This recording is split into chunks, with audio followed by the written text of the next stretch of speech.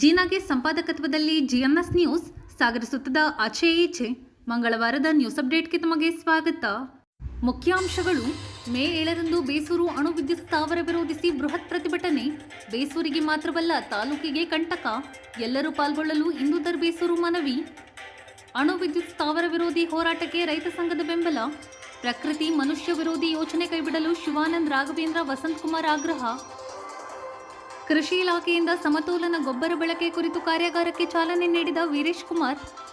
ಪಂಚರಾಜ್ಯಗಳ ಚುನಾವಣೆಯಲ್ಲಿ ಕಮಲ ಸಾಧನೆ. ಪಟಾಕಿ ಸಿಡಿಸಿ ಸಿಹಿ ಹಂಚಿ ಸಂಭ್ರಮಾಚರಣೆ. ಬಿಜೆಪಿ ಸಾಧನೆ ಕುರಿತು ಗಣೇಶ್ ಪ್ರಸಾದ್, ರಾಜನಂದಿನಿ, ಮಹೇಶ್, ಮೈತ್ರಿ, ಶ್ರೀನಿವಾಸ್ ಮೇಸ್ತ್ರಿ ಮಾತು. ಈಗ ಸುದ್ದಿಯ ವಿವರ.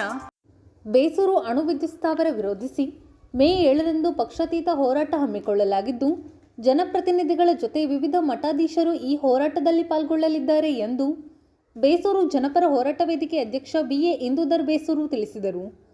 ಸಾಗರದ ಕರ್ನಾಟಕ ಕಾರ್ಯನಿರತ ಪತ್ರಕರ್ತರ ಭವನದಲ್ಲಿ ಮಂಗಳವಾರ ಕರೆಯಲಾಗಿದ್ದ ಸುದ್ದಿಗೋಷ್ಠಿಯಲ್ಲಿ ಅವರು ಮಾತನಾಡುತ್ತಿದ್ದರು. ಗೋಷ್ಠಿಯಲ್ಲಿ ಭಾಸ್ಕರ್, ಸೀತಾರಾಮ್ ಕುರುವರಿ, ಶಿವಾನಂದ್ ಗೌಡ, ಲೋಕೇಶ್ ಹುಣಾಲಮಡಿಕೆ, ನಾಗರಾಜ್, ಚಂದ್ರಶೇಖರ್ ಇನ್ನಿತರರು ಹಾಜರಿದ್ದರು. ಇವತ್ತು ನಾವು ಒಂದು ಪ್ರೆಸ್ ಮೀಟನ್ನು ಮಾಡ್ತಾ ಇರೋ ಉದ್ದೇಶ ನಮಗೆಲ್ಲರಿಗೂ ಗೊತ್ತಿದೆ. ಆದರೆ ನಮ್ಮ ತಾಲೂಕಿಗೆ ಮತ್ತು ಅಕ್ಕಪಕ್ಕದ ತಾಲೂಕುಗಳಿಗೂ ಕೂಡ ತುಂಬ ಸಮಸ್ಯೆ ಆಗುವಂಥ ಒಂದು ಅಣು ವಿದ್ಯುತ್ ಸ್ಥಾವರವನ್ನು ನಮ್ಮ ಬೇಸೂರು ಗ್ರಾಮದಲ್ಲಿ ಸ್ಥಾಪನೆ ಮಾಡಲಿಕ್ಕಾಗಿ ಕೇಂದ್ರ ಸರ್ಕಾರ ಮತ್ತು ರಾಜ್ಯ ಸರ್ಕಾರ ಒಂದು ನಿಯೋಗದಲ್ಲಿ ಇದರ ಕೇಂದ್ರ ಸರ್ಕಾರದ ಒಂದು ಕಂಪನಿ NPTCL ಅಂತ ಹೇಳಿ ಆ ಕಂಪನಿಯವರು ರಾಜ್ಯ ಸರ್ಕಾರದ ಮುಖ್ಯ ಕಾರ್ಯದರ್ಶಿಯವರಿಗೆ ಪತ್ರದ ಮೂಲಕ ಸಂಪರ್ಕ ಮಾಡ್ತಾರೆ. ಬೇಸೂರು ಗ್ರಾಮದಲ್ಲಿ ಸುಮಾರು 2250 ಎಕರೆ ಇದೆ. ಆ ಭೂಮಿಯಲ್ಲಿ ನಮಗೆ ಅಣು ವಿದ್ಯುತ್ ಸ್ಥಾವರವನ್ನು ಮಾಡಲಿಕ್ಕೆ ಮತ್ತು ಬೋರ್ವೆಲ್ಗಳನ್ನು ಹೊಡೆದು ಭೂಮಿಯ ಮಣ್ಣನ್ನು ಟೆಸ್ಟ್ ಮಾಡಲಿಕ್ಕೆ ನಮಗೆ ಅವಕಾಶ ಮಾಡಿಕೊಡಿ ಅಂತೇಳಿ ರಾಜ್ಯ ಸರ್ಕಾರದ ಮುಖ್ಯ ಕಾರ್ಯದರ್ಶಿಯವರಿಗೆ ಪತ್ರದ ಮೂಲಕ ಮಾತುಕತೆ ಆಗುತ್ತೆ. ಅದರ ನಂತರದಲ್ಲಿ ನಮ್ಮ ಕಂದಾಯ ಇಲಾಖೆಯ ಮುಖ್ಯ ಕಾರ್ಯದರ್ಶಿಗಳು 5 ಜಿಲ್ಲೆಯ DC ಅವರಿಗೆ ಮನವಿಯನ್ನು ಮಾಡ್ತಾರೆ. ವಿಡಿಯೋ ಕಾನ್ಫರೆನ್ಸ್ ಮುಖಾಂತರ ನಮಗೆ ಭೂಮಿ ಬೇಕು ಅಂತೇಳಿ ಒಂದು ರಾಯಚೂರು ಅವ್ರಿಗೆ ಕೇಳ್ತಾರೆ, ಒಂದು ಬಿಜಾಪುರ ಕೇಳ್ತಾರೆ, ಒಂದು ಶಿವಮೊಗ್ಗ ಕೇಳ್ತಾರೆ, ಒಂದು ಕಾರವಾರ ಕೇಳ್ತಾರೆ. ಅದರಲ್ಲಿ ಎಲ್ಲ DC ಅವರು ಜಾಗ ಇಲ್ಲ, ನಮ್ಮಲ್ಲಿ ಕುಡಿಯೋ ನೀರಿನ ಸಮಸ್ಯೆ ಇದೆ, ಡ್ಯಾಮ್ಗಳಿದೆ ಅಂತ ಹೇಳ್ತಾರೆ. ನಮ್ಮ ಶಿವಮೊಗ್ಗ DC ಅವರು ಆವಿನಹಳ್ಳಿ ಹೋಬಳಿ ಒಳಗೆ 3250 ಎಕರೆ ಜಾಗ ಇದೆ. ಅದರಲ್ಲಿ ಬೇಸೂರು ಗ್ರಾಮದಲ್ಲಿ 2200 ಎಕರೆ ಜಾಗ ಇದೆ ಅಂತೇಳಿ ಓರಲ್ ಆಗಿ ಅವ್ರಿಗೆ ಹೇಳ್ತಾರೆ. ಆವಾಗ ಅವರು ಒಂದು ಪತ್ರದ ಮುಖಾಂತರ ಈ ಜಾಗವನ್ನು ನಮಗೆ ಬೋರ್ವೆಲ್ ಕೊಡೋದು ಇದು ಮಾಡಲಿಕ್ಕೆ ತೋರಿಸ್ಕೊಡಿ ಆ ಜಾಗ ಅಂತ ಕೇಳಿದಾಗ ನಮಗೆ ಅದು ಮಾಹಿತಿ ಬರುತ್ತೆ ಊರಿನವರಿಗೆ. ತತ್ಕ್ಷಣದಲ್ಲಿ ನಾವು 21ನೇ ತಾರೀಕಿಂದ ಈ ವಿಷಯ ನಮ್ಮ ಗಮನಕ್ಕೆ ಬಂದಲ್ಲಿಂದ ನಾವು ಮಾಧ್ಯಮದವ್ರ ಜೊತೆಗೆ ಮತ್ತು ನಮ್ಮ AC ಅವರ ಜೊತೆಗೆ, ತಹಸೀಲ್ದಾರ್ ಅವ್ರ ಜೊತೆಗೆ, DC ಅವರ ಜೊತೆಗೆ ಮತ್ತು ನಮ್ಮ ತಾಲೂಕಿನ ಜನಪ್ರಿಯ ನಾಯಕರಾಗಿರ್ತಕ್ಕಂಥ ಗೋಪಾಲಕೃಷ್ಣ ಬೇಲೂರು ಅವ್ರ ಜೊತೆಗೆ ನಾವು ಸಭೆ ಶಿವೋಪಾಧ್ಯಾಯ ಸರ್ಕಲ್ನಲ್ಲಿ ಸ್ಟಾರ್ಟ್ ಆಗುತ್ತೆ. ಮಾರ್ಕೆಟ್ ರೋಡಿಂದ ಲಿಂಬು ಸರ್ಕಲಲ್ಲಿ ತಿಲಕ್ ರೋಡ್ ಮೇಲೆ ಸಾಗರ ಹೋಟ್ಲು ಸರ್ಕಲ್ ಮೇಲೆ ಗಾಂಧಿ ಭವನಕ್ಕೆ ಸಭೆ ಬರುತ್ತೆ. ಅಲ್ಲಿ ನಾವು ಕೆಲವು ಮುಖಂಡರುಗಳು ಮಾತುಕತೆ ಮಾಡ್ತೀವಿ. ನಮ್ಮ ತಾಲೂಕಿನ ಶಾಸಕರು ಕೂಡ ಬರ್ತಾ ಇದ್ದಾರೆ. MP ಅವ್ರನ್ನ ನಾವು ಸಂಪರ್ಕ ಮಾಡಿದ್ದೀವಿ. MP ಅವರು ಕೂಡ ಬರ್ತೀನಿ ಅನ್ನೋ ಮಾತು ಹೇಳಿದ್ದಾರೆ, ಆದರೆ ಈಗ ಗೊತ್ತಿಲ್ಲ ನನಗೆ. ನಾವು ನಮ್ಮ ಪ್ರಯತ್ನ ಏನು ಮಾಡಬೇಕು ಎಲ್ಲಾದ್ರೂ ಮಾಡಿದ್ದೀವಿ. ಆದರೆ ನಮಗೆ ತುಂಬ ನಾನು ನಮ್ಮ ಶಾಸಕರ ಬಗ್ಗೆ ನಾನು ವಿಶೇಷವಾಗಿ ಪಕ್ಷಾತೀತವಾಗಿ ನಾನು ಬೆಂಬಲವನ್ನು ಭಾಳ ನಮ್ಮ ಹೋರಾಟ ಸಮಿತಿ ಅವ್ರಿಗೆ ಸಂಪೂರ್ಣ ಬೆಂಬಲ ಕೊಟ್ಟಿದ್ವಿ. ಯಾಕೆಂದರೆ ನಿನ್ನೆ ಕೂಡ ನಮ್ಮ ಕೋಳೂರು ಗ್ರಾಮ ಪಂಚಾಯತಿ ವ್ಯಾಪ್ತಿಯಲ್ಲಿ ಇಡೀ 9 ಗ್ರಾಮ ಪಂಚಾಯಿತಿಯವರು ನಿರ್ಣಯ ಮಾಡಬೇಕು, ಇಲ್ಲಿ ಯಾವುದೇ ಕಾರಣಕ್ಕೂ ಈ ಅಣು ವಿದ್ಯುತ್ ಸ್ಥಾವರವನ್ನು ಮಾಡಲಿಕ್ಕೆ ಅವಕಾಶ ಕೊಡಬಾರ್ದು ಅಂತೇಳಿ ಗೋಪಾಲಕೃಷ್ಣ ಬೇಲೂರು ನಮ್ಮ MLA ಅವರು ಆದೇಶವನ್ನು ಮಾಡಿದ್ದಾರೆ. ನಿನ್ನೆ ನಮ್ಮ ಕೋಳೂರಲ್ಲಿ ಗ್ರಾಮ ಸಭೆ ಆಯಿತು. ತುಂಬ ಎಲ್ಲ ಇಡೀ ಊರು ಜನ ಸೇರಿದ್ರು. ಅದೇ ರೀತಿ ಅಸಿಸ್ಟೆಂಟ್ ಕಮಿಷನರ್ ನಮ್ಮ ವೀರೇಶ್ ಅವರು ಕೂಡ ಬಂದು ಸ್ವತಃ ಮತ್ತೆ ತಹಸೀಲ್ದಾರ್ ಕೂಡ ಬಂದು ಅವರ ಸಭೆಯಲ್ಲಿ ಕೂತು ಮನವಿಯನ್ನು ಸ್ವೀಕಾರ ಮಾಡಿ ನಮಗೆ ನಡವಳಿಕೆಯನ್ನು ಕೂಡ ನಮಗೆ ಇವತ್ತು ಕೊಟ್ಟಿದ್ದಾರೆ ಅವರು. ಹಾಗಾಗಿ 9 ಗ್ರಾಮ ಪಂಚಾಯತ್ ಇವತ್ತು ಆವಿನಹಳ್ಳಿ ಪಂಚಾಯತಿ ಒಳಗೆ ನಡೆಸ್ತಾ ಇದ್ದೀವಿ ಗ್ರಾಮ ಸಭೆಯನ್ನ. ನಾಳೆ ಮತ್ತೊಂದು ಇದೇ ತರ 9 ಗ್ರಾಮ ಪಂಚಾಯಿತಿಯ ನಡವಳಿಕೆಯನ್ನು ಕೇಂದ್ರ ಮತ್ತು ರಾಜ್ಯ ಸರ್ಕಾರಕ್ಕೆ ಕಳಿಸೋದಕ್ಕೆ ನಾವೆಲ್ಲ ತರದ ಪ್ರಯತ್ನವನ್ನು ಮಾಡ್ತಾ ಇದ್ದೀವಿ. ಬೇಸೂರು ಗ್ರಾಮದಲ್ಲಿ ಉದ್ದೇಶಿತ ಅಣು ವಿದ್ಯುತ್ ಸ್ಥಾವರ ಯೋಜನೆ ತಕ್ಷಣ ಕೈಬಿಡುವಂತೆ ಕರ್ನಾಟಕ ರಾಜ್ಯ ರೈತ ಸಂಘ ಒತ್ತಾಯಿಸಿದೆ. ಯೋಜನೆ ವಿರೋಧಿಸಿ ಮೇ 7ರಂದು ನಡೆಯುವ ಹೋರಾಟದಲ್ಲಿ ರೈತ ಸಂಘ ಸಕ್ರಿಯವಾಗಿ ಪಾಲ್ಗೊಳ್ಳಲಿದೆ ಎಂದು ಸಂಘದ ರಾಜ್ಯ ಉಪಾಧ್ಯಕ್ಷ ಶಿವಾನಂದ ಕುಗ್ವೆ ತಿಳಿಸಿದರು. ಸಾಗರದ ಕರ್ನಾಟಕ ಕಾರ್ಯನಿರತ ಪತ್ರಕರ್ತರ ಭವನದಲ್ಲಿ ಮಂಗಳವಾರ ಕರೆಯಲಾಗಿದ್ದ ಸುದ್ದಿಗೋಷ್ಠಿಯಲ್ಲಿ ಅವರು ಮಾತನಾಡುತ್ತಿದ್ದರು. ಜನಪರ ಸಂಘಟನೆಗಳ ಒಕ್ಕೂಟದ ಸಂಚಾಲಕ ಎಚ್ ಬಿ ರಾಘವೇಂದ್ರ, ರೈತ ಸಂಘದ ರಾಜ್ಯ ಪ್ರಧಾನ ಕಾರ್ಯದರ್ಶಿ ಎನ್ ಡಿ ವಸಂತಕುಮಾರ್ ಮಾತನಾಡಿದರು. ಗೋಷ್ಠಿಯಲ್ಲಿ ಸುಂದರ್ ಸಿಂಗ್, ರಮೇಶ್ ಐಗಿನಬೈಲು, ಚಿಪ್ಳಿ ಕೃಷ್ಣಪ್ಪ ಇನ್ನಿತರರು ಹಾಜರಿದ್ದರು. ನಿಮಗೆಲ್ಲ ಗೊತ್ತಿರೋ ಹಾಗೆ ಈಗ ಕೋಳೂರು ಗ್ರಾಮ ಪಂಚಾಯತಿ ವ್ಯಾಪ್ತಿ ಬೇಸೂರು ಗ್ರಾಮದಲ್ಲಿ ಒಬ್ಬ ಅಲ್ಲಿಯ ಸ್ಥಳೀಕರಿಗೆ ಒಂದು ಆತಂಕ ಶುರುವಾಗಿದೆ.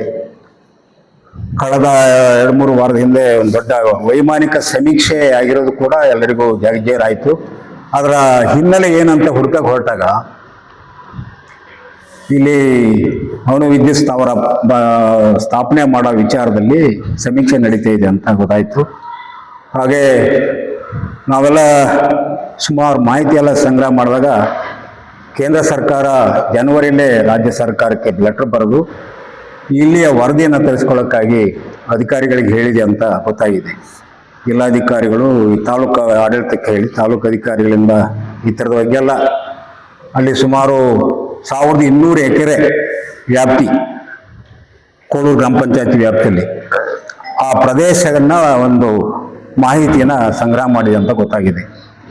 ಅಲ್ಲಿಗಾಗಲೇ ಸುಮಾರು 450 ಎಕರೆ ಗೋಮಾಳ ಇದೆ.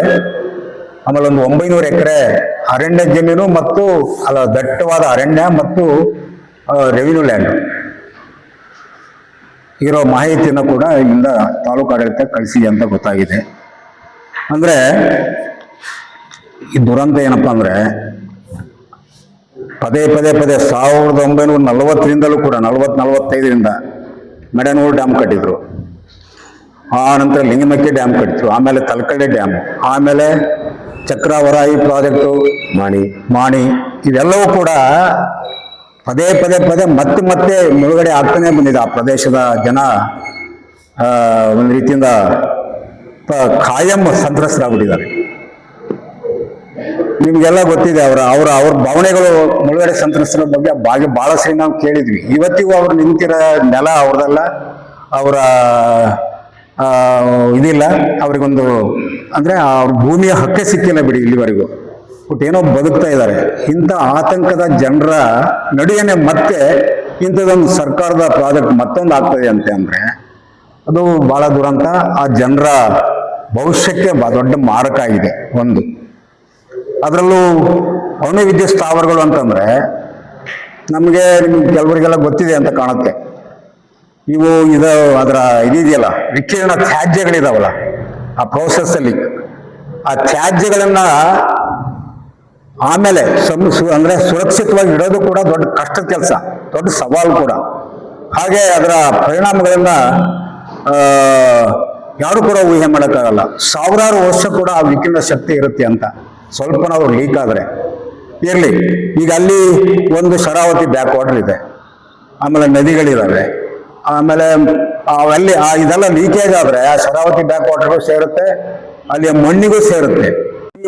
ಜೀವೋತ್ಸರ್ಗಳು ಎಲ್ಲರ ಮೇಲೂ ಪರಿಣಾಮ ಆಗುತ್ತೆ, ಮನುಷ್ಯನ ಮೇಲೂ ಪರಿಣಾಮ ಆಗುತ್ತೆ, ಗಾಳಿ ಮಲಿನ ಆಗುತ್ತೆ. ಇಂಥ ಮಲೆನಾಡಿನ ಪರಿಸರ, ಮಲೆನಾಡಿನ ಗಾಳಿ ಇವೆಲ್ಲವೂ ಕೂಡ ಮಲಿನ ಆಗ್ತವೆ. ಅದರ ಪರಿಣಾಮ ಎಲ್ಲರ ಮನುಷ್ಯರ, ಮೂಲಭೂತವಾಗಿ ಮನುಷ್ಯರು ಅಷ್ಟೇ, ಪ್ರಾಣಿಗಳು ಅಷ್ಟೇ, ಅಲ್ಲಿ ಎಲ್ಲ ಜೀವ ವೈವಿಧ್ಯತೆ ಎಲ್ಲವೂ ಕೂಡ ಮಾರಕವಾದಂಥ ಪರಿಣಾಮ ಆಗುತ್ತೆ ಅನ್ನೋದು ನಮ್ಮ ಆತಂಕ. ಆದ್ದರಿಂದ ಆ ಯೋಜನೆಯನ್ನ ಸರ್ಕಾರಕ್ಕೆ ನಾವು ಎಚ್ಚರಿಸ್ತಾ ಇದ್ವಿ. ಆ ಯೋಜನೆ ಇಲ್ಲಿ ಬೇಡ, ಮಲೆನಾಡಲ್ಲಿ ಬೇಡ, ಬೇರೆ ಎಲ್ಲಾದ್ರೂ ಮಾಡಿ, ಅದರಲ್ಲೂ ಎಲ್ಲೂ ಬೇಡ. ಯಾಕಂದ್ರೆ ಉದಾಹರಣೆಗೆ ಚರ್ನೋಬಿಲ್ ಅಂತ ಒಂದು ಇದನ್ನ ಕೇಳಿರ್ಬೋದು ನೀವು. ರಷ್ಯಾದ ಉಕ್ರೇನ್ ನಲ್ಲಿ ಏನೋ ಮಾಡಿದ್ರು 86ನೇ ಇಸ್ವಿಯಲ್ಲಿ. ಅದು ಅಲ್ಲಿ ಆ ಲೀಕೇಜ್ ಆಗಿರೋದು ಇದೆಯಲ್ಲ, ಆ ಲೀಕೇಜ್ ಆಗಿರೋದ್ರಿಂದ ಲಕ್ಷಾಂತರ ಜನ ಮನುಷ್ಯರು,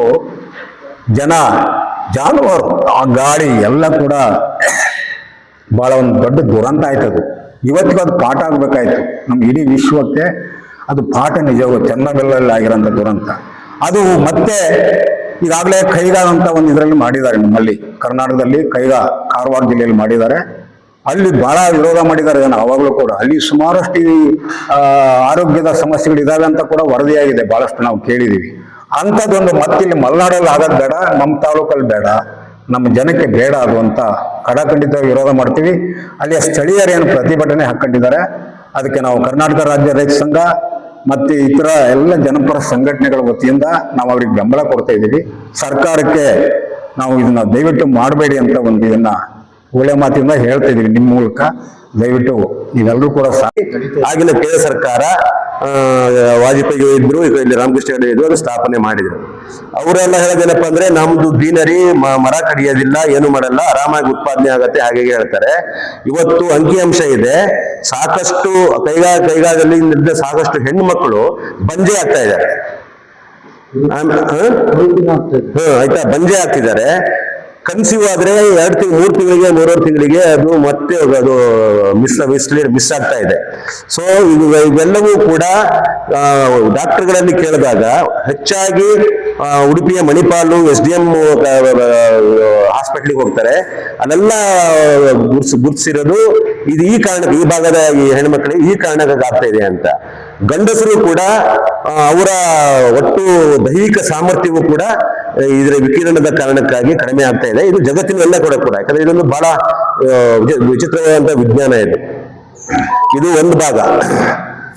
ಇದನ್ನ ನಾವು ಯಾಕೆ MP-ಗಳು MLA-ಗಳು ಇವರನ್ನೆಲ್ಲ ನಾವು ಯಾಕೆ ಆಯ್ಕೆ ಮಾಡೋದು?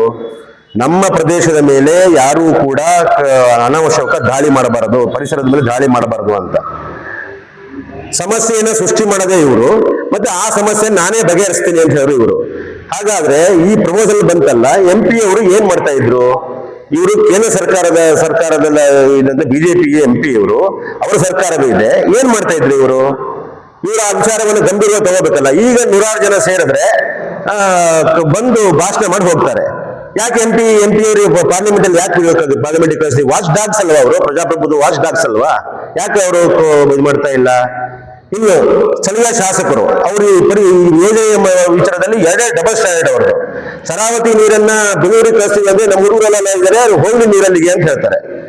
ಪಂಪ್ ಸ್ಟೋರೇಜ್ ಅಲ್ಲಿ ಹೆಕ್ಟರ್ ಗಟ್ಟಲೆ 1000 ಹೆಕ್ಟರ್ ಗಟ್ಟಲೆ ಇದು ಮರಗಳು ಹೋಗ್ತವೆ, ಮತ್ತೆ ಅಲ್ಲಿರುವಂತ ಜೀವ ವೈವಿಧ್ಯ ಹಾಳಾಗತ್ತೆ.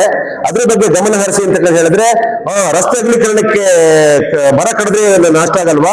ಏನೂ ಆಗಲ್ಲ, ಮಾಡ್ರಿ ಅಂತ ಹೇಳ್ತಾರೆ. ಮಾನ್ಯ ಶಾಸಕರೇ, ಬಹುಶಃ ಬೇಸೂರು ಇನ್ನೂರಗೌಡರು ಪರಮಾತ್ಮರಾದ್ರಿಂದ ಬೇಸೂರು ಇನ್ನೂರಗೌಡರು ಮನೆ ಅಲ್ಲಿ ಸಾಕಷ್ಟು ಅವ್ರದ್ದು ವಾಟರ್ ಪ್ಲಾಂಟ್, ತೋಟ, ಮನೆ ಎಲ್ಲ ಇರೋದ್ರಿಂದ ಅವರ ರಕ್ಷಣೆಗಾಗಿ ಅತಿ ಶೀಘ್ರದಲ್ಲಿ ಹೋಗಿ ಮುಖ್ಯಮಂತ್ರಿಗಳಿಗೆ ನೀವು ಮನವಿ ಕೊಟ್ಟಿದ್ದೀರಿ ಅಂತ ನನ್ನ ಯಾಕೋ ಅನುಮಾನ ಬರ್ತಾ ಇದೆ. ಹಾಗಲ್ಲ, ಇದು ಸಾಗರ ತಾಲೂಕು ಈಗಾಗಲೇ ಹೇಳಿದಾಗೆ ಹಲವಾರು ಬಾರಿ ಈ ತರದ ಒಂದು ಯೋಜನೆಗಳಿಂದ ತೊಂದರೆಗೊಳಪಟ್ಟಿದೆ, ಫಿಸಿಕಲಿ ಹ್ಯಾಂಡಿಕ್ಯಾಪ್ಡ್ ಆಗಿದೆ. ಇನ್ನು ಮುಂದೆ ಈ ತರ ಯಾವ ಯೋಜನೆಗಳು ನಮ್ಮ ಕಡೆ ತರಬೇಡ್ರಿ ಹೇಳ್ತಾರೆ ಅವರು. ಅಣು ಸ್ಥಾವರ ಮಾಡೋರು ಹೇಳ್ತಾರೆ, ನಾವು 10,000 ವರ್ಷದಷ್ಟು ಹಳೆಯದಿರುವ ಅತ್ಯಂತ ಸುಸ್ಥಿರವಾದ ಅಗಲವಾದಂತ ಪ್ಲಾಟ್ಫಾರ್ಮ್ ಅನ್ನು ಹುಡುಕಿ, ಕೈಗಾಗಲೂ ಅದನ್ನೇ ಮಾಡಿದ್ ನಾವು ಹುಡುಕಿ, ಅದರ ಮೇಲೆ ನಾವು ಇದು ಸ್ಥಾವರವನ್ನು ಸ್ಥಾಪನೆ ಮಾಡ್ತೀವಿ, ಯಾವ ಭೂಕಂಪನವಾದರೂ ಕೂಡ ಏನೂ ಆಗೋದಿಲ್ಲ ಅಂತ. ಇದಕ್ಕಿಂತ ಬಹಳ ಚಂದ ಮಾಡಿದಂತ ಜಪಾನ್ ಅಲ್ಲಿ ಏನಾಯ್ತು? ಚಂದ್ರಬಲ, ಇದು ರಷ್ಯಾ ಏನಾಯ್ತು?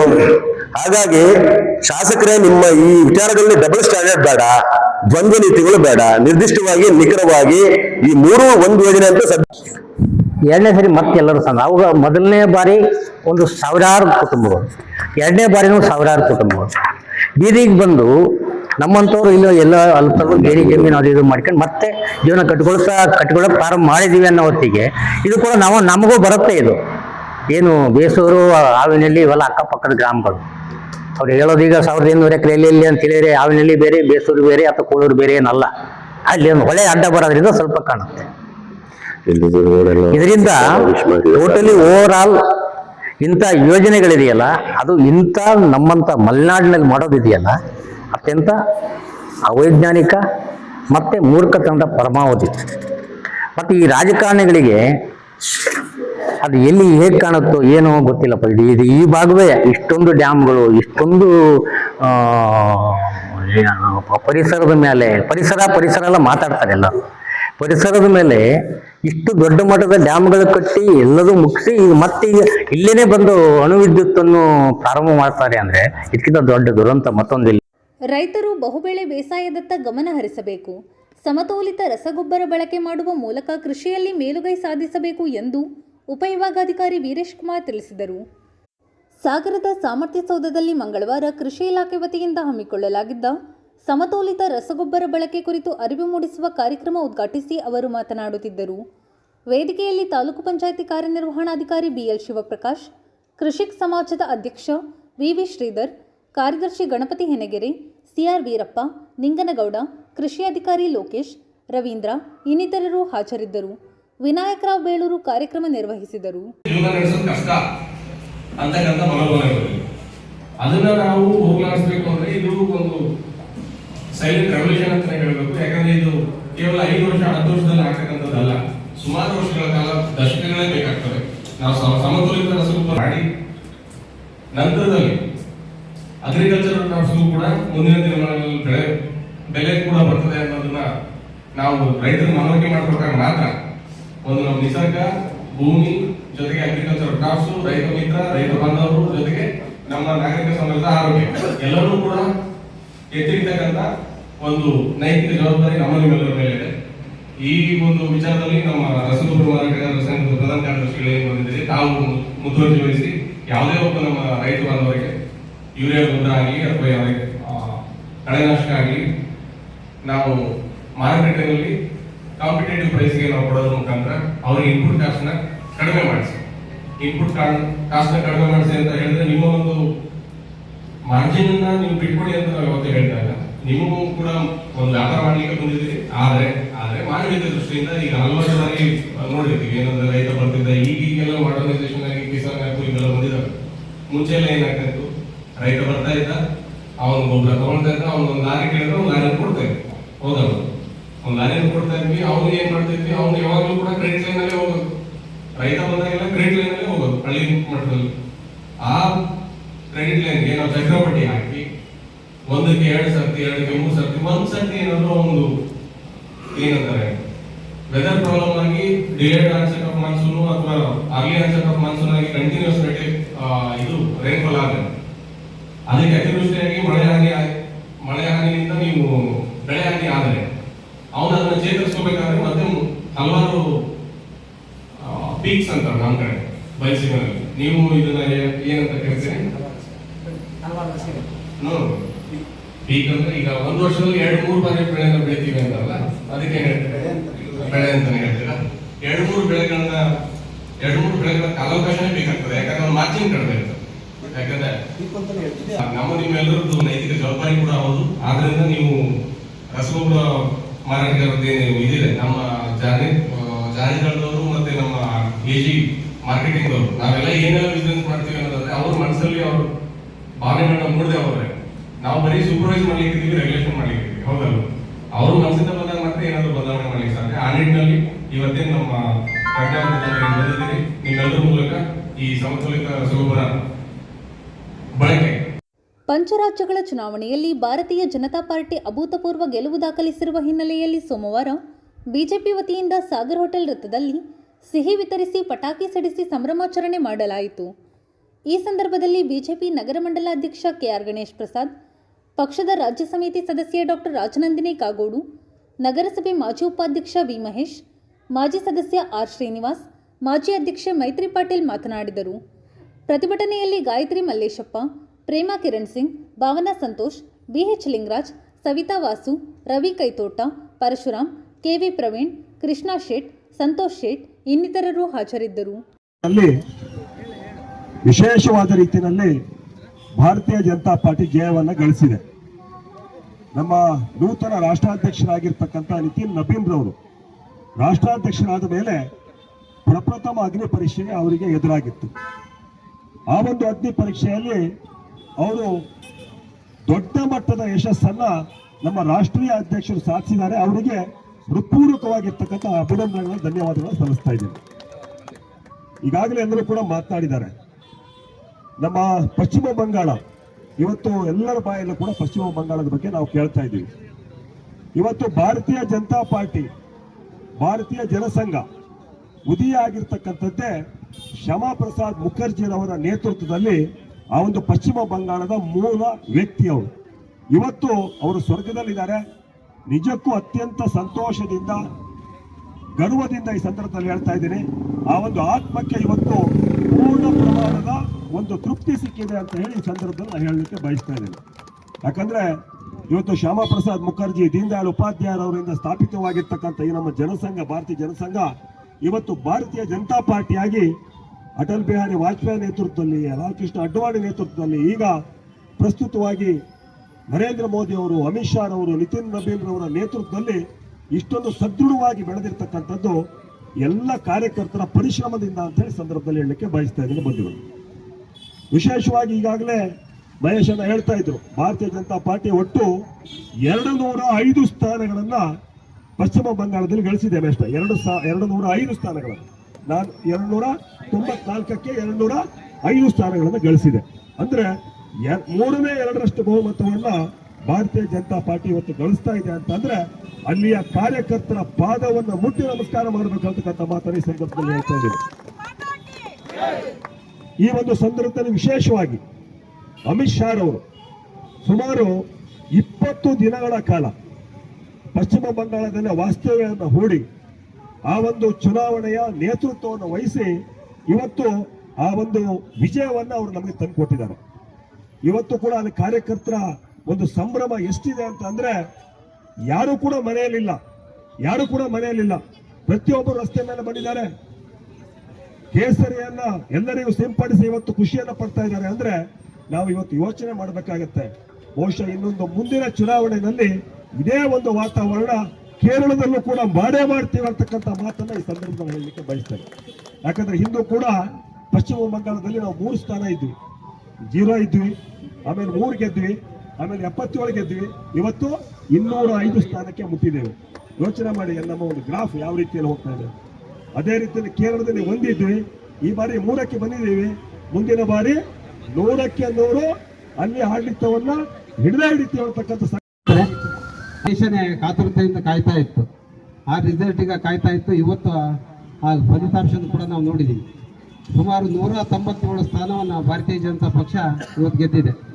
ಏನು ಅಧಿಕಾರ ಇದೆ ಅಂತೇಳಿ ಕಳೆದ 15 ವರ್ಷಗಳಿಂದಲೂ ಕೂಡ ಹಿಂದೂಗಳ ಮೇಲೆ ನಿರಂತರ ದಬ್ಬಾಳಿಕೆಯನ್ನು ಮಾಡ್ತಾ ಬಂದಿರೋಂಥ ಮಮತಾ ಬ್ಯಾನರ್ಜಿ ಅವರ ಸ್ಥಾನ ಎಲ್ಲಿ ಅಂತೇಳಿ ಇವತ್ತೆಲ್ಲ ಮತದಾರರು ಕೂಡ ತೋರಿಸಿದ್ದಾರೆ. ಅದೇ ರೀತಿ ಇವಾಗ ಒಂದು ಸ್ಟೇಟ್ಮೆಂಟ್ ನೋಡ್ತಾ ಇದ್ದಾರೆ, ನಮ್ಮ ಕರ್ನಾಟಕದ ಒಬ್ಬ ಲೀಡರ್ DK ಹರಿಪ್ರಸಾದ್, ಅವ್ನು ತಲೆ ತುರುಕ ಹರಿಪ್ರಸಾದ್ ಅಂತಲೇ ಹೇಳ್ಬೋದು. ಯಾಕಂತ ಹೇಳಿದ್ರೆ ದಕ್ಷಿಣ ಭಾರತದಲ್ಲಿ ಬಿಜೆಪಿ ತಲೆ ಎತ್ತಕ್ಕೆ ನಾವು ಬಿಡದೇ ಇಲ್ಲ ಅನ್ನೋದನ್ನ ಇವತ್ತು ಸ್ಟೇಟ್ಮೆಂಟ್ ಮಾಡಿದ್ದಾರೆ ಅವರು. ಆದ್ರೆ ಕಳೆದ ಯಡಿಯೂರಪ್ಪನವರು 2-3 ಬಾರಿ ಮುಖ್ಯಮಂತ್ರಿಗಳಾಗಿರೋಂಥದ್ದು ಭಾರತೀಯ ಜನತಾ ಪಕ್ಷದ ಅವ್ರ ಸಾಮರ್ಥ್ಯದಿಂದ ಮತ್ತು ಅವರು ಭಾರತೀಯ ಜನತಾ ಪಕ್ಷದಿಂದ. ಅದನ್ನು ಕೂಡ ಅವ್ರಿಗೆ ಗೊತ್ತಿಲ್ಲಲ್ಲ ಅಂತೇಳಿ ಈ ಸತಿ ನನಗೆ ಅದನ್ನ ಅನ್ಕೊಂಡೆ, ಇಂಥ ಒಂದು ಕಾಂಗ್ರೆಸ್ ಅಲ್ಲಿ ನೀಚ ನಾಯಕರಿದ್ದಾರೆ ಅಂತೇಳಿ. ಏನು ಇವತ್ತು ಕರ್ನಾಟಕದಲ್ಲಿ 1-2 ಸ್ಥಾನ ರೀಎಲೆಕ್ಷನ್ ಅವರು ಬೈ ಎಲೆಕ್ಷನ್ ಗೆದ್ದಿದ್ದಕ್ಕೆ ಬೀಗ್ತಾ ಇದ್ದಾರೆ. ಆದ್ರೆ ಮುಂದಿನ 2028ಕ್ಕೆ ಅವ್ರಿಗೆ ಏನು 2 ಸ್ಥಾನನಲ್ಲ, ಇವತ್ತು ಕರ್ನಾಟಕದಲ್ಲಿ 0 ಬಾಕಿ ರಾಜ್ಯದಲ್ಲಿ ಏನು 0 ಆಗ್ತಾ ಇದೆ, ಅದಕ್ಕೆ ಕರ್ನಾಟಕದಲ್ಲೂ ಕೂಡ ಅದೇ ಸ್ಥಿತಿ ಅವ್ರಿಗೆ ಬರುತ್ತೆ ಅಂತೇಳಿ ಸಂದರ್ಭಪಡಿಸ್ತೀನಿ. ಇವತ್ತು 5 ರಾಜ್ಯಗಳಲ್ಲಿ ಇವತ್ತು ನಮ್ಮ ಭಾರತೀಯ ಜನತಾ ಪಕ್ಷದ ಅಭೂತಪೂರ್ವ ಜಯ ನಮ್ಮೆಲ್ಲ ಕಾರ್ಯಕರ್ತರದಾಗಿದೆ. ಅದಕ್ಕೆ ನರೇಂದ್ರ ಮೋದಿ ಅವರು ಮತ್ತು ಅಮಿತ್ ಶಾ ಅವರು ಮತ್ತು ಎಲ್ಲ ದೇಶದ ಎಲ್ಲ ಪ್ರಮುಖರು ಕೂಡ ಅದಕ್ಕೆ ಅವ್ರ ಪ್ರಯತ್ನದಿಂದ ಈ ಒಂದು ಅಧಿಕಾರವನ್ನು ಹಿಡಿದಿದೆ ಅಂತೇಳಿ ಸಂದು ಬಿಡ್ತೀನಿ. ಎಲ್ಲರಿಗೂ ಶುಭವನ್ನು ಹೇಳ್ತಾ ಈ ಒಂದು ಕಾರ್ಯಕ್ರಮದಲ್ಲಿ ಅದರಲ್ಲಿ ವೆಸ್ಟ್ ಬೆಂಗಾಲು, ಪುದುಚೇರಿ ಹಾಗೂ ಅಸ್ಸಾಂನಲ್ಲಿ ಬಿಜೆಪಿ ಮೇಲುಗೈ ಪಡೆದಿದೆ. ಪ್ರಚಂಡ ಬಹುಮತವನ್ನು ಪಡೆದು ಬಿಜೆಪಿಯನ್ನ ಬಹಳ ವರ್ಷಗಳ ನಂತರ ಪಶ್ಚಿಮ ಬಂಗಾಳದಲ್ಲಿ ನಮ್ಮ ಬಿಜೆಪಿಯ ಬಾವುಟ ಇವತ್ತು ಹಾರಾಡ್ತಾ ಇದೆ. ಅದಕ್ಕೆ ಕಾರಣಕರ್ತರಾದ ನಮ್ಮ ಪ್ರಧಾನಮಂತ್ರಿಯಾದ ನರೇಂದ್ರ ಮೋದಿಜಿ ಅವರಿಗೆ ಹಾಗೂ ರಾಷ್ಟ್ರಾಧ್ಯಕ್ಷರಾದ ನಿತಿನ್ ನಬೀನ್ ಅವರಿಗೆ ಹಾಗೂ ಅಮಿತ್ ಶಾ ಅವರಾಗಲಿ, ಮೊದಲಿನ ಅಧ್ಯಕ್ಷರಾದ ನಡ್ಡಾ ಅವರಿಗಾಗಲಿ, ಎಲ್ಲರಿಗೂ ನಮ್ಮ ಕಾರ್ಯಕರ್ತರ ಪರವಾಗಿ ಅವರಿಗೆ ಧನ್ಯವಾದ ಹೇಳ್ತೀವಿ.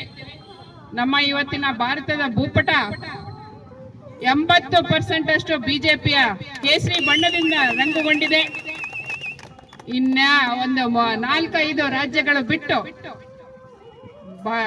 ಬಹುತೇಕ ಎಲ್ಲ ರಾಜ್ಯಗಳಲ್ಲಿ ಬಿಜೆಪಿ ಇವತ್ತು ರಾಜ್ಯ ಆಡಳಿತ ನಡೆಸ್ತಾ ಇದೆ. ಮುಂಬರೋ ದಿನಗಳಲ್ಲಿ ನಮ್ಮ ಇಡೀ ಭಾರತದಲ್ಲಿ ಕೇಸರಿ ಬಣ್ಣ ಸಂಪೂರ್ಣವಾಗಿ ಆವರಿಸುತ್ತೆ ಅಂತ ಹೇಳಲಿಕ್ಕೆ ಯಾವ ಸಂದೇಶ ಡೌಟೇ ಇಲ್ಲ. ನಿಶ್ಚಿಂತವಾಗಿ ನಾವು ನಮ್ಮ ದೇಶದ ಕೇಸರಿ ಬಣ್ಣವನ್ನ ನಾವು ಇವತ್ತು ಅತ್ಯುತ್ತಮವಾಗಿ ಪ್ರೀತಿಯಿಂದ ಇವತ್ತು ನಾವು ಹಚ್ಚಿದ್ದೇವೆ. ಈ ಭಾರತದ ಭೂಪಟ ಇನ್ನೂ ಹಾಗೆ ಕಂಗೊಳಿಸ್ತಾ ಇರಲಿ. ಮುಂದಿನ ದಿನಗಳಲ್ಲಿ ಬಾಕಿ ರಾಜ್ಯಗಳಲ್ಲೂ ನಮ್ಮ ಬಿಜೆಪಿಯ ಬಾವುಟ ಹಾರಲಿ. ನಮ್ಮ ಇವತ್ತಿನ ಈ ವಿಜಯಕ್ಕೆ ನಾವು ವಿಜಯೋತ್ಸವವನ್ನು ಆಚರಿಸ್ತಾ ಇದ್ದೀವಿ. ಬಂದಂತ ಎಲ್ಲ ಕಾರ್ಯಕರ್ತ ಬಂಧುಗಳಿಗೆ ವಂದಿಸ್ತಾ ಎಲ್ಲರಿಗೂ ಶುಭಾಶಯವನ್ನು ಕೋರ್ತೇನೆ. ಯಾಕಂದ್ರೆ ಇವತ್ತು ನಮ್ಮ ಜಯ, ನಮ್ಮೆಲ್ಲ ಕಾರ್ಯಕರ್ತರ ಜಯ ಅಂತ ಹೇಳಲಿಕ್ಕೆ ಇಷ್ಟಪಡ್ತೇನೆ. ಮತ್ತೊಮ್ಮೆ ಬಿಜೆಪಿ ಯಾವಾಗ್ಲೂ ಬಿಜೆಪಿ, ಮತ್ತೊಮ್ಮೆ ಬಿಜೆಪಿ ಯಾವಾಗ್ಲೂ, ಮತ್ತೊಮ್ಮೆ ಬಿಜೆಪಿ, ಬಿಜೆಪಿ ಬಿಜೆಪಿ, ಭಾರತ್ ಮಾತಾ ಕಿ. ಇತಿಹಾಸದ ಘಟನೆ. ಯಾಕಂದ್ರೆ ಇವತ್ತು ಪಶ್ಚಿಮ ಬಂಗಾಳದಲ್ಲಿ ತಾವೆಲ್ಲ ಗಮನಿಸಿದ್ರಿ, ಇವತ್ತು ಯಾವ ರೀತಿಯಲ್ಲಿ ನಮ್ಮ 200ರ ಅಂಕೆಯನ್ನು ಇವತ್ತು ತಲುಪ್ತಾ ಇದೆ. ಬಹುಮತ ಮೇರೆಗೆ ನಾವು ಸರ್ಕಾರನ ಇವತ್ತು ಆಚರಣೆ ಮಾಡ್ತಾ ಇದೀವಿ. ಸರ್ಕಾರ ನಮ್ದೇ ಸರ್ಕಾರ ಇವತ್ತು ಆಗ್ತಾ ಇದೆ. ಯಾಕಂದ್ರೆ ಅದಕ್ಕೆ ಕಾರಣಕರ್ತರು ನರೇಂದ್ರ ಮೋದಿ ಅವರು, ಅಮಿತ್ ಶಾ ಅವರು, ಅವರ ಒಂದು ಕೊಟ್ಟಂತ ಗ್ಯಾರಂಟಿಗಳು ಇವತ್ತು ಫಲಿತಾಂಶವನ್ನು ಕೊಟ್ಟಿದೆ. ಯಾಕಂದ್ರೆ ನಾವು ನೋಡ್ತೀವಿ ಇವತ್ತು ಎಡಿಎಂಕೆ ಹಾಗೆ ಡಿಎಂಕೆ, ಇವತ್ತು ವಿಜಯ್ ಅವರ ಪಕ್ಷ ಕೂಡ ಇವತ್ತು ತಮಿಳುನಾಡಲ್ಲಿ ಇವತ್ತು ವಿಜಯ್ ಅವರು 2 ವರ್ಷದಲ್ಲಿ ಇದು ಮಾಡಿ ಇವತ್ತು ಯಾವ ಸರ್ಕಾರ ಇವತ್ತು ಭ್ರಷ್ಟಾಚಾರವನ್ನು ಮಾಡುತ್ತೆ, ಜನ ದೂರ ಇರ್ತಾರೆ ಅನ್ನೋದಕ್ಕೆ ಇವತ್ತು ತಮಿಳುನಾಡು ಕೂಡ ಕಾರಣ ಇದೆ. ಯಾಕಂದ್ರೆ ಇವತ್ತು ವಿಜಯ್ ಹಾಗೂ ಎಡಿಎಂಕೆ ಏನು ಪಕ್ಷ ಇದೆ, ಮುಂದೆ ಸರ್ಕಾರ 2 ಸೇರಿ ಕೂಡ ಮಾಡುತ್ತೆ ಅಂತ ನಮಗೆ ವಿಶ್ವಾಸ ಇದೆ. ಯಾಕಂದ್ರೆ ಈಗಾಗಲೇ ಮಾತುಕತೆಗಳು ಕೂಡ ನಡೀತಾ ಇದೆ ಅವ್ರದ್ದು. ಆ ರೀತಿಯಲ್ಲಿ ಇವತ್ತು ಬಿಜೆಪಿಯ ಮೋದಿ ಅವರದು ಸರ್ಕಾರದಲ್ಲಿ ಇವತ್ತು ಒಳ್ಳೆಯ ಆಡಳಿತವನ್ನು ಕೊಟ್ಟಿದ್ದಾರೆ. ಈ ರಾಜ್ಯದಲ್ಲಿ ಕೂಡ ಸ್ವಲ್ಪ ವ್ಯತ್ಯಾಸದಲ್ಲಿ, ಸ್ವಲ್ಪ ಅಂತರದಲ್ಲಿ ಇವತ್ತು ನಾವು ದಾವಣಗೆರೆಯಲ್ಲಿ ಸೋತಿದ್ದೀವಿ. ಮುಂದಿನ ದಿನಗಳಲ್ಲಿ ಖಂಡಿತವಾಗೂ ಜಯ ಆಗತ್ತೆ. ಈ ರಾಜ್ಯದಲ್ಲಿ 2028ಕ್ಕೆ ನಾವು 150ಕ್ಕೂ ಹೆಚ್ಚು ಸ್ಥಾನವನ್ನು ಬಿಜೆಪಿ ಗೆದ್ದೇ ಗೆಲ್ಲುತ್ತೆ ಅಂತ ಈ ಘಂಟಾಘೋಷವಾಗಿ ಮಾರಿಕಂಬ ದೇವಸ್ಥಾನ ಸನ್ನಿಧಿಯ ಹತ್ರ ಹೇಳಕ್ ಇಷ್ಟಪಡ್ತೀನಿ. ಯಾಕಂದ್ರೆ ಇವತ್ತು ಕಾಂಗ್ರೆಸ್ ಸರ್ಕಾರ ಭ್ರಷ್ಟಾಚಾರ ಜನ ಎಲ್ಲ ನೋಡ್ತಾ ಇದ್ದಾರೆ. ಯಾವುದೇ ಗ್ಯಾರಂಟಿ ಅಂತ ಯಾವ ಗ್ಯಾರಂಟಿ ಜನರಿಗೆ ಸಿಗ್ತಾ ಇಲ್ಲ. ಇವತ್ತು ಕೆಲಸ ಶೂನ್ಯ ಆಗೋಗಿದೆ. ಯಾವುದೇ ಜಿಲ್ಲೆಯಲ್ಲಾಗ್ಲಿ ತಾಲೂಕಲ್ಲಾಗಲಿ ಯಾವುದೇ ಕೆಲಸಗಳು ಆಗ್ತಾ ಇಲ್ಲ. ಹಾಗಾಗಿ ಮುಂದಿನ ದಿನಗಳಲ್ಲಿ ನಮ್ಮ ರಾಜ್ಯದಲ್ಲಿ ಕೂಡ BS ಯಡಿಯೂರಪ್ಪನವರು ಮುಖ್ಯಮಂತ್ರಿ ಆದಂತಹ ಸಂದರ್ಭದಲ್ಲಿ ಕೊಟ್ಟಂತ ಕೆಲಸಗಳನ್ನು ಇವತ್ತು ಜನ ನೋಡ್ತಾ ಇದ್ದಾರೆ. ಶಿವಮೊಗ್ಗ ಜಿಲ್ಲೆಯಲ್ಲಿ ಎಂದೂ ಕಾಣದಂತ ಕೆಲಸವನ್ನು ಇವತ್ತು BS ಯಡಿಯೂರಪ್ಪನವರು ಮುಖ್ಯಮಂತ್ರಿ ಆದಂತಹ ಸಂದರ್ಭದಲ್ಲಿ ಕೊಟ್ಟಿದ್ರು. ಇವತ್ತು ಒಳ್ಳೆ ಸರ್ಕಾರವನ್ನು ಕೂಡ ನಮ್ಮ ವಿಜೇಂದ್ರ ಅವರು ಇವತ್ತು ರಾಜ್ಯಾಧ್ಯಕ್ಷರಾಗಿ ಮುಂದಿನ ದಿನಗಳಲ್ಲಿ ಬಿಜೆಪಿಯ ಭರ್ಜರಿ ಜಯಬೇರಿ ಬಾರಿಸಿ ನಮ್ಮ ಸರ್ಕಾರ ಆಡಳಿತಕ್ಕೆ ಬಂದೇ ಬರುತ್ತೆ ಅಂತ ವಿಜಯೋತ್ಸವವನ್ನು ಆಚರಿಸಲಿಕ್ಕೆ ನಮ್ಮ ಒಂದು 5 ಪಂಚರಾಜ್ಯದಲ್ಲಿ ಗೆಲುವನ್ನು ಸಾಧಿಸತಕ್ಕಂಥ ಪಶ್ಚಿಮ ಬಂಗಾಳ ಇರ್ಬೋದು, ಅಸ್ಸಾಂ ಇರ್ಬೋದು ಹಾಗೂ ಪುದುಚೇರಿ ಇರ್ಬೋದು, ಅಲ್ಲಿಯ ಕಾರ್ಯಕರ್ತರು ಏನು ವಿಜೃಂಭಣೆಯಿಂದ ವಿಜಯೋತ್ಸವವನ್ನು ಆಚರಿಸ್ತಿದ್ದಾರೆ, ಅವರ ವಿಜಯೋತ್ಸವ ನಮ್ಮ ವಿಜಯೋತ್ಸವ ಅಂತ ನಾವು ಕೂಡ ನಮ್ಮ ಸಾಗರದಲ್ಲಿ ವಿಜಯೋತ್ಸವವನ್ನು ಆಚರಿಸ್ತಾ ಇದ್ದೇವೆ. ನಿಜವಾಗ್ಲೂ ಹೆಮ್ಮೆ ಆಗ್ತದೆ. ಭಾರತೀಯ ಜನತಾ ಪಾರ್ಟಿ ಈ ಮಟ್ಟಕ್ಕೆ, ಅಂದ್ರೆ ಅಲ್ಲಿ ಹೇಳ್ತಿದ್ರು ಮೋದಿನ ದೀದಿನ ಅಂತ ಹೇಳಿ, ಇವತ್ತು ಮೋದಿ ಅನ್ನೋದನ್ನ ಎಲ್ಲರೂ ಕೂಡ ಅಲ್ಲಿ ಸಾಬೀತುಪಡಿಸಿದ್ದಾರೆ. ಮೋದಿಗಿರ್ತಕ್ಕಂತಹ ವರ್ಚಸ್ಸನ್ನ ಎತ್ತಿ ಹಿಡಿದಿದ್ದಾರೆ. ಪಶ್ಚಿಮ ಬಂಗಾಳದಲ್ಲಿ ಅಭೂತಪೂರ್ವ ಇತಿಹಾಸವನ್ನ ಸೃಷ್ಟಿಸಿದ್ದಾರೆ ಅನ್ನಲಿಕ್ಕೆ ಹೆಮ್ಮೆ ಆಗ್ತದೆ. ಈ ರೀತಿಯಾಗಿ ಭಾರತೀಯ ಜನತಾ ಪಾರ್ಟಿ ಕೇಸರಿಮಯವಾಗಿದೆ ಇವತ್ತು ಭಾರತ ಅನ್ನಲಿಕ್ಕೆ ನಾವು ಕೂಡ ಹೆಮ್ಮೆಯಿಂದ ಹೇಳ್ಕೊಳ್ಬಹುದು. ಇದಕ್ಕಾಗಿ ಎಲ್ಲ ಅಂದ್ರೆ ನರೇಂದ್ರ ಮೋದಿಜಿ ಅವರ ನಾಯಕತ್ವದಲ್ಲಿ ನವೀನ್ ಜಿ ಅವರು ಹಾಗೂ ಅಮಿತ್ ಶಾ ಅವರು ಎಲ್ಲ ಕಾರ್ಯಕರ್ತ ಬಂಧುಗಳು ಇದಕ್ಕೆ ಶ್ರಮವನ್ನ ಹಾಕಿ ಈ ರೀತಿಯ ಗೆಲುವನ್ನು ಕಟ್ಟಕಡೆಯ ವ್ಯಕ್ತಿಯನ್ನು ಕೂಡ ಮುಟ್ಟಿ ಕಾರ್ಯಕರ್ತರನ್ನ ಒಗ್ಗೂಡಿಸಿಕೊಂಡು ಸಂಘಟನೆಯಲ್ಲಿ ಇವತ್ತು ವಿಜಯವನ್ನ ಸಾಧಿಸಿದ್ದಾರೆ ಅಂತ ಹೇಳಲಿಕ್ಕೆ ಹೆಮ್ಮೆಯಿಂದ ನಾವು ಕೂಡ ಭಾರತೀಯ ಜನತಾ ಪಾರ್ಟಿಯ ಕಾರ್ಯಕರ್ತರಾಗಿ ಈ ಒಂದು ವಿಜಯೋತ್ಸವವನ್ನು ಆಚರಿಸೋಣ.